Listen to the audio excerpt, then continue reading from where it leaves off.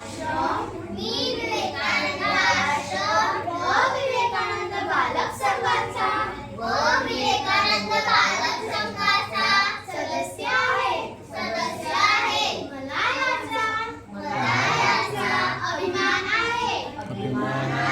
येथील सर्व सदस्य माझे बंधू व भगिनी आहेत.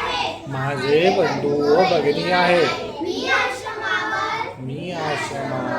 प्रेम करतो व स्वामी विवेकानंद यांच्या उपदेशावर विश्वास ठेवून शपथ घेतो की मी माझ्या गुरुजनांचा माता-पितांचा व सर्व मोठ्या लोकांचा